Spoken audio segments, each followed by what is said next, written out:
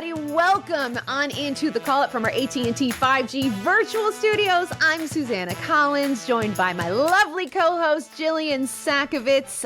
We have an awesome show for you today. This is a guy that we have wanted to get on for a while, Atlanta United head coach Gonzalo Pineda, who has done an extraordinary job in Atlanta, as Jillian knows very, very well.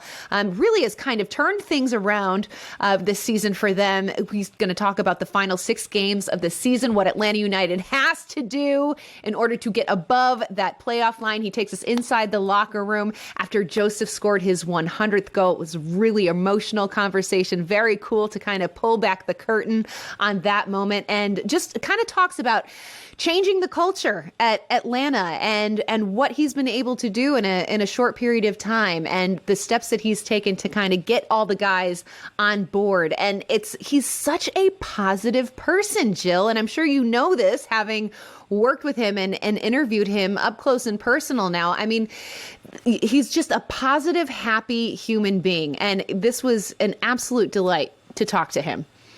He's a stand-up guy, just through and through. He is delightful, and he is a total professional. Yeah. And you can tell that he has his own individual relationships with all of the players. You know, I think being 38 years old and not being too far removed, he knows how to do that. But then he also knows how to obviously go about things in a way that breeds championships, which is something Atlanta United knows it in themselves very, very well, championship culture, because he's coming from one championship culture to a younger championship culture. And he's the perfect mix. He really, really is. So enjoyed this conversation, and I think you guys will enjoy it as well. Time now for our AT&T 5G call to the field. The head coach of Atlanta United, prior to that, an assistant with Seattle, 11 years in Liga MX, 2 in MLS, and represented Mexico at the 2006 World Cup, Gonzalo Pineda. Welcome. Hello, thank you very much. Thank you for the invitation. I'm pleased having you guys here in my office that is brand new, and I'm very happy with it. Nice. Good. We're happy to see you in the office. Gonzalo, on this show, we like to have a drink or two. You always have a coffee cup or maybe a teacup with you. But if it was nighttime and you were relaxing, what would your drink of choice be? Well, depends. Probably after the game, I prefer wine, probably with my wife, and rewatching the game. That was kind of a habit that I took from Seattle. But obviously, if I'm with the coaches and we win and we are just in the locker room right after the game, probably a beer. Okay. Do you always watch the game right after, like the same night, or do you give yourself a day or two? Yeah, normally I like to watch the TV feed right after. And then obviously I go through the process with a wide angle and cutting clips and stuff, more coaching stuff. But I like to have kind of the fans' view of the game. Very smart. Now, when you were in Seattle with Coach Schmetzer, would you guys have wine together and review games? Was that because we know that Brian Schmetzer is a wine drinker? This has been verified on this podcast. Yeah, well, I don't want to leak out info about Brian's behaviors after the game, but he's more tequila after the game. He drinks tequila. He likes very good tequila from Mexico. Actually, it's very, very good taste. And we were more beers. Obviously, in the office, right after a victory, we always like to kind of enjoy the moment and have a beer and just enjoy the moment. Gonzalo, you arrived in Atlanta less than 2 months ago. How are you, and how are you acclimating? Where are you at in your own process of getting fit in the city? Well, I would say that I haven't spent a lot of time in the city. I've been most of the time here in the office and the training ground. Obviously, I think coming in as a new coach in the middle of the season is not as easy as coming in with a full precision and time to prepare. But the few things that I've known from the city, from Atlanta, has been fantastic. I mean, it's a lot of trees, a lot of green, a lot of good, and I love that. And the vibe from people is very, very nice. People, very good, and it's just a nice city to live in. And my family is very happy. They finally arrived a couple days ago, and obviously they are super happy, and that makes me happy too. It is. It's a great city. Glad to hear that your family has finally joined you. That makes a huge difference. Huge difference. Gonzalo, you have so much experience in both Liga MX and MLS. And a few weeks ago, we had the huge announcement about the new format of Leagues Cup that is coming in 2023. It's going to be this month-long tournament. Both seasons are going on pause. What are your thoughts on this new format of the tournament? What do you think it's going to bring to soccer in North America? Well, I think it's going to be a very interesting tournament. I think from a fan's perspective, bringing both leagues competing against each other, probably a different format compared to the one we are seeing now in CONCACAF Champions League or Leagues Cup in the current system. Probably is going to be more exciting for fans. My only worry there is probably the load for the players and the congested, games in a short period of times. But if everything is organized and everything is good and the calendar is flexible, I would say that it's going to be a super interesting tournament with that is going to expose both leagues at the best of their abilities, and hopefully we can see good football and we can see obviously people enjoying that tournament. Does MLS have a chance to kind of catch up, do you think, to where Liga MX is? I mean, we did see the Columbus Crew take home Campeones Cup, which was exciting for the league. But, historically, it has been fairly one-sided. Do you think that this is only going to improve the competition and that MLS will kind of make its way up to that level? Well, it's just yes. I mean, in terms of numbers, and I think Liga MX has been ahead of MLS for a long period of time now. And in those finals, most of the time MLS doesn't win. But I would say that the level, in my opinion, the level of the teams is getting there. It's getting very even.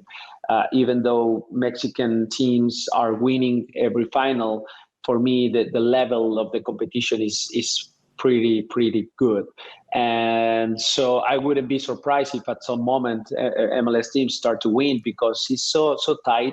The finals are so tight, and you saw the other day with Seattle, playing against Club Leon in that final, and it was tight, and Seattle was winning, and there were periods of time where Seattle was way better than Leon, and then Leon came back, and I think it's just a matter of time where we start to see MLS teams to win.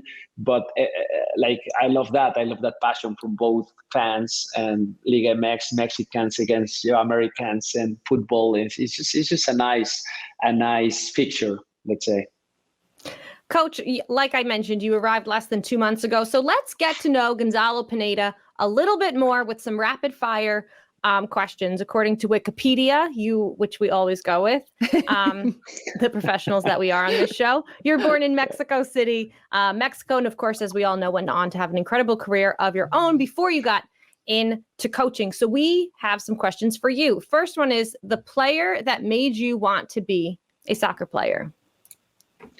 Oh, it's a tough one, but I would say probably Hugo Sanchez, Mexican forward that was a legend for Real Madrid. Afterwards, he was my coach. He debuted me in first division, so it was a very nice story because he was a fantastic player, and I was always looking at him. Oh, that's amazing. Okay, so on that note, who was the most influential coach that you ever had in your playing career? Well, I have to divide that. 3, Ricardo Lavolpe, Hugo Sanchez, and Ojitos Mesa. But then the other one in a different role, more as an assistant, is obviously Brian. Brian Schmetzer is probably the main mentor I have had, because I was so close to him that I learned many things in terms of coaching. The other ones influenced me in my style and the way I like to play. But Brian was probably the best mentor I could have had. What's one thing that you took from Brian Schmetzer? Wow, many, but probably the management and his leadership is just outstanding. He's a great guy, and he knows how to lead a group of players, a group of people, a group of staff. And that management for me is an art, and Brian knows exactly which strings to pull to get the best out of people. And that's something that I took very, very, very deeply in my coaching. What was your favorite moment in Seattle when you were coaching alongside Brian Schmetzer? Well, I would say, yeah, there are a few, but probably winning that final at home against Toronto, it was amazing. Like the atmosphere, the fans, the full city was engaged. But I would say that the other one that I really enjoyed was the last victory against Austin with 5 teenagers on the field, and that one for me meant a lot because it was a lot of work, not just from us in the first team, but the academy coaches and a lot of processes there with Atencio, with Ethan Dobler, with Danny Leiva, that Reed, Baker Whiting, like so many moments that we enjoy in 90 minutes watching those kids just give the best out of them. It was one of my highlights in my career as a coach. Yeah. Showing that a club can win in many, many ways. Gonzalo, what was your favorite moment as a player? As a player, well, winning trophies probably with Pumas, which is my club. The one is in my heart all the time since I was a kid. So winning those titles with Pumas, I was fortunate to win 2 trophies with them, and obviously Chivas too, and then probably playing in the World Cup. I think playing the World Cup was amazing for me. It's kind of the dream of every kid, and that moment was, just fantastic. On the flip side of that, what was your toughest moment as a player? My toughest moment, well, retiring was tough. Retiring as a player is tough. It's just knowing that you won't do what you've been doing for so long. It drains your mind a little bit. The other one was after the World Cup, like when we lost against Argentina, and I was marking Maxi Rodriguez, and he scored that golazo. I was marking him. And then I took the blame on me, obviously. And that moment after that game, it was very, very tough for me. Yep, I can imagine. Yes. Lastly, what's been your top moment so far in your short time at Atlanta? Well, probably losing that game against Philly probably was hard. That was hard. I think that we didn't play good at all, and we were coming just out of 3 games where we were fantastic and everything looks fine. And I really felt that we can continue that momentum. But something happened that it was a weird day, weird field. Something wasn't quite there, and we couldn't perform up to our standard. And that moment was tough. Was tough for me. Like I didn't know a little bit exactly what really happened in that game because the players were so good before, and it was a surprise, and so that was tough for me. We see a ton of MLS players have this adjustment period, especially when they're coming into the league from other leagues. And as a player, you had experience in Liga MX, you played in MLS, you are now a coach in MLS. When you see a guy like a Josef Martinez or a Nico Ladero who are able to have an instant impact on the field, what would you say is the number one factor? Because it often is a difficult transition for these guys, but what is it that makes those players so successful right out of the gates? Well, the short answer for me is mentality, is the mentality and the winning mentality that we all talk about, which is hard sometimes to define what is winning mentality, right? Because it's so many things, but it has to be some sort of combination with the passion for the competition, for the game, and they are willing to do whatever it takes to do the best, and obviously winning. But I think that mentality from those players that you just named is outstanding, and they can adapt to any situation. What I would say is also like every player has his path. So there are guys that maybe take a few games, a few months just to adapt to the league, to the players, to the coach, and after that they are fantastic. And that doesn't mean they are not competitive or they don't have the right mentality. It's just it's different, and every player goes through the different process. So it's just different for each case. There was so much talk, Gonzalo, around your hire as manager, especially in the Atlanta United circle. Is it time to shift from the international manager model to the MLS manager model? And in so many ways, you are both for Atlanta United and former international, also with MLS experience. Where do you stand on who MLS teams should be hiring more of? No, I think honestly that MLS is doing a great job at having different profiles in the league. I really love that. So a few years ago, we were facing Patrick Vieira in New York City, and then Tata Martino here in Atlanta, and then Matias Almeida, and then obviously good local coaches, even Bob Bradley, who already was international, but he's probably an American, and Brian and Greg Bainey, and so many different minds and different outputs.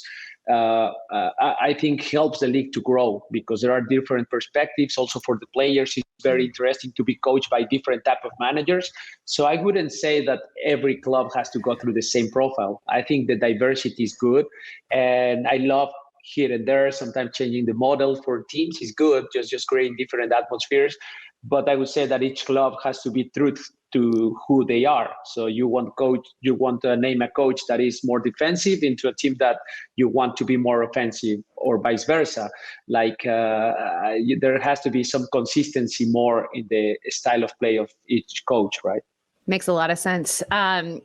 You are a young 38 years old. I believe you are the youngest head coach in Major League Soccer right now.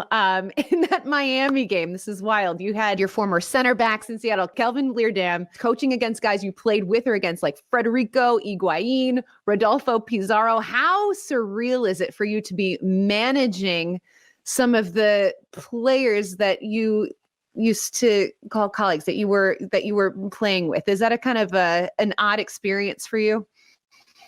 No, well, not really. I mean, it was weird. I'm going to share one. Like when I first went to Seattle as an assistant my first year, I was coaching Chad Marshall, who was my mate, and Ozzy Alonso, who was my roommate, and many of those guys. And it was weird for me to be their coach now. Like 1 year before we were, sharing experiences in the locker room, and now I'm the coach. And that was weird. This one, coaching against, yes, Kelvin Leerdam, Drevin Jones wasn't there. He's injured, but it's just part of the game. Like I take it as that. The other one was difficult to be honest. The other one, coaching Ozzy, we have a good relationship, and then I had to tell him what he can do better. What it's just probably not the best sensation you want as a friend, right? Let's talk about Atlanta United a little bit. We'll kind of run through some of your players and all of that. And of course, we're going to start with Josef Martinez, who is fresh off of just making MLS history, the quickest player in the league to ever score 100 goals across all competitions. He has such a fierce reputation, but for people that know him, there's so much beyond like the angry emoji that Josef Martinez is to everybody else in Major League Soccer. What surprised you about Josef when you became his manager? What surprised me, how hungry he is. So every training session, he goes through the training trying to give the very best. And that's something that surprised me for someone that already achieved many recognition in the league and even internationally. And I love that. I respect that. I think he's a player that I always admire as a fan. And it's just that hunger that I need to inspire the rest of the team. In that post-game interview, we saw, which doesn't happen much, almost a speechless Josef Martinez. He was so emotional after that 100, obviously a lot riding after the injury that I think shook him a little bit. How was he in the locker room afterwards? He was emotional. It was a big moment for him. I can imagine it's going to be one of the highlights in his career, but not just because of the 100 goals, which is already impressive, and be the quickest guy to score those goals in the less amount of games. It's just what he went through the last couple of injuries, and he probably in his mind he didn't even realize he was playing again after that second injury in his knee and all the complications he had. So it was very emotional because of that, I think, because it meant a lot for him to be back and to be scoring goals. And the game also was perfect, nil game, very tight, very competitive. And then he scores that penalty. I felt that it was very good for him. Yeah, huge moment for him, huge moment for the team. And Gonzalo, you have been credited for kind of righting the ship in Atlanta. Brad Guzan actually said in an interview that you have brought this incredible positive vibe to the locker room, that guys on the team, they know what their responsibilities are, that you've kind of simplified things for players, and that it seems to be working. It's created this really good energy in the locker room. I mean, when you think about what you've been able to kind of achieve since you've been there only a short period of time, do you think that his assessment is correct in that, and your approach when you first took over as head coach in Atlanta and kind of maybe changing the culture a little bit? Well, thank you for that question, because every time people ask me about that, I always love to give credit to Rob Valentino. Because if you guys remember, before I took over, he was already the interim. He started to change that vibe. He started to change a little bit the mentality of the players. You can see that in the games. He started to get some good results. And then I got COVID and I was announced as the head coach, but I couldn't be here until after 10 days of my positive test. And so Rob was taking over fantastically. And I felt that my transition wasn't as hard as probably could have been in a different situation without Rob. So it's always like a team effort. I would say that Rob did the first part and he did fantastic, that immediate change of vibe. And then obviously we all together, because it's not one person's job, it's everybody together, not just players and staff, but the medical staff, all the offices, Carlos, Darren, they've been fantastic at trying to bring everyone together. And that togetherness has been our mantra, to say we're a team. We are not just Atlanta, we are Atlanta United, and we have to fight as a team every training session and every game. But obviously with a positive vibe, because we have to enjoy what we do. It's passion for what we do, competitiveness, but with passion. And that passion brings togetherness, brings good vibes, and it's everyone's job to make that happen. The culture, we all talk about culture, right? It's a very good word, very nice word nowadays. Everybody uses it to try to create good culture. But what is that? How do you taste it? How do you use it in real life? And it's about creating good behaviors, good coaching points, good mentalities, good atmospheres around the team. And that's how you change the culture of a team, with little changes in the behaviors that we all do as human beings. And that's something that has been very good from the players taking over and earn that respect from each other. Somebody who has been playing fantastic kind of in the second half of the season, and Atlanta United fans have really been enjoying, is the playmaking of Marcelino Moreno this year. He didn't travel, and we saw how much the team missed him this past weekend. He didn't travel due to personal reasons. What has been your take on Marcelino, and how is he? Yeah, no, he's okay. It was a little bit of load management too. Like, it had everything to do with, he's been playing many games in a short period of time. We've been relying on him in the attack for many games. His numbers are always through the roof. He's one player that always sprints and go and makes the efforts. And so we try to manage his load a little bit, but he's been good. He's been training hard, and today he trained as normal, and he will do the rest of the week. But Marcelino has been very positive for this club. He's been impacting the game very often with assists, with goals. So we're very happy with Marcelino in the team. Gonzalo, who has surprised you on this Atlanta United roster? Who is a player that maybe kind of caught you off guard a little bit with what they've been able to contribute on the field? Well, it's hard to highlight one, but I'm going to give you one just because I'm in a good mood. Tyler Wolf. Tyler, I didn't know him really. I mean, I tried to scout the whole squad before I took over and tried to see the highlights. And I saw, yes, Tyler, a young, talented player.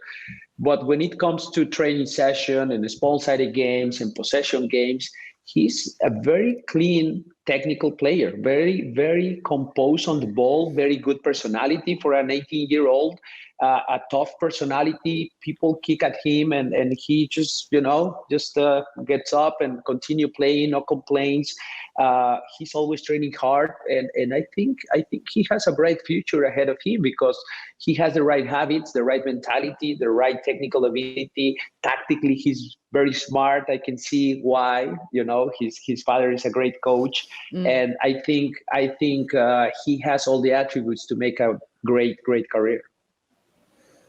Coach, just we have two more quick questions for you, but what are the differences, or what is the main difference, if there is one, that you've seen amongst the Seattle Sounders supporters and the Atlanta United supporters? Because if you talk about kind of the two most raucous, loud supporter groups in MLS, it is probably Seattle and Atlanta. And I know all the other supporter groups are going to get very mad about me saying that, but go for it.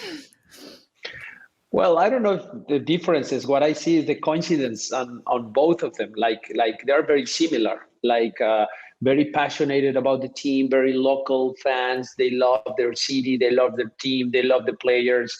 They have a good mix of, American fans with Latinos fans, huge numbers, creating a great atmosphere in the game. So the games at home are normally with a lot of fans, and you can feel the passion on the field, what is coming from the standings. So I feel there are very similarities with both fans. And you've ingratiated yourself to both of them already in such a short period of time. All right, Gonzalo, one more question before we let you go. Got a 2-week international break coming up. As it stands right now, as we are recording this, Atlanta United in 8th place, just 1 point below that playoff line. What is the plan for the home stretch? What is going to be the focus for this team? What will it take to get them into the postseason? Well, improve the performance. I always say that we cannot control the results because there's an opposition, there's a referee, there's a soccer ball that hits the post, and sometimes it goes in, sometimes it goes outside, like the last chance that Barco had in the post in the last game. So you cannot control those variables. What you can control is your attitude, your mentality, your performance, your game, your effort. And those are the things that we are trying to focus in this 2-week period that we have in order to get better results. Then we have better probabilities to win against Toronto, but it's going to be tough. We have 3 games at home, 3 games away, and we need to start with Toronto. We need to go there and try to making a statement on we really want to make the playoffs, and hopefully that put us in the playoffs at the end of the next month. Awesome. Well, we can't wait. I'll see you in 2 weeks against Toronto. Coach, muchas gracias. Gillian, gracias por tu español. Gracias. Oh, thank you so much. Thank you so much, Gonzalo. This was such a pleasure. We really appreciate your time. What's on tap? Well, I'll tell you what. Earlier today, MLS announced the 2022 MLS All-Star Game presented by Target will be held on August 10th at the home of Minnesota United, Allianz Field. It is a beautiful, beautiful stadium. The game's going to be a culmination of a week-long series of events. It'll be broadcast on ESPN, Univision, TSN, and TVS Sports. I'm actually very, very much looking forward to a week in Minneapolis, the good old Midwest in August. It's a great time to be there, Jill. Gosh, you can probably just drive yourself I know. over Seriously, to Minneapolis. I'm local. All I have to say is I think that's a little too early for any Minnesota Vikings action. So Preseason? I'm a little bummed, maybe, but big fan of the Twin Cities and Minneapolis. So it will be super, super exciting. I'll be repping my purple. Indeed, you will. Also going to be repping my red, white, and blue this week, though. World Cup qualifiers resume this week as the U.S. men's national team take on Jamaica this Thursday, October 7th at 7:30 Eastern, followed by Mexico and Canada at 9:40. You can catch the U.S. men's national team game on ESPN2, Univision, and 2DNA. And you can catch Mexico-Canada on Paramount+. And don't forget, Extra Time, club and country driven by Continental, is going to be breaking it all down on Twitter Spaces. So join the guys there as soon as the U.S. lineup drops and tune in for the post-game show at the final whistle of Mexico and Canada. Wow. Heck yeah. So much spice in one day. Let's go. What is a girl to do? That's What gonna is be a very girl exciting. to do? It is exciting. It is exciting. Let's hope it all goes well for the United question for States you. and Canada. Based on what Gonzalo Pineda told us, do we think he's going to be having a glass of red wine during this one, or do we think he's going to be having a beer during Mexico-Canada? No, he'll be drinking tequila. Tequila.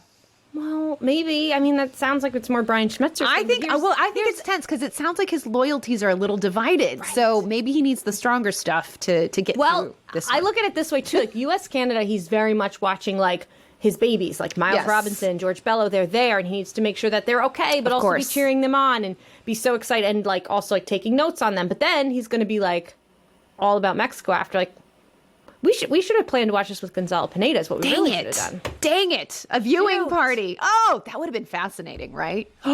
See his reactions. Oh, but you know what? He is such a positive guy. I bet it would just be like literally like all good vibes, all positivity, happy for everyone. And you know what? The world needs more of that. So I see a good vibes Gonzalo Pineda shirt in the future. Work on it. I just see that coming out because the Atlanta Get the word out in Atlanta, Jill. They love a graphic tee. There you go. There you go. New idea. You heard it here first. Yeah, great show. Thanks everybody for tuning in. We'll see you next week. Peace. What's up, everybody? It is Susanna Collins and Jillian Sakovitz, co-hosts of The Call Up. And if you want more Call Up action, hit like and subscribe right here on YouTube, right there. And also make sure that you download every episode of The Call Up every single Tuesday at 5 o'clock Eastern Time or anywhere that you get your podcasts. And while you're here, why not check out some of these other videos as well?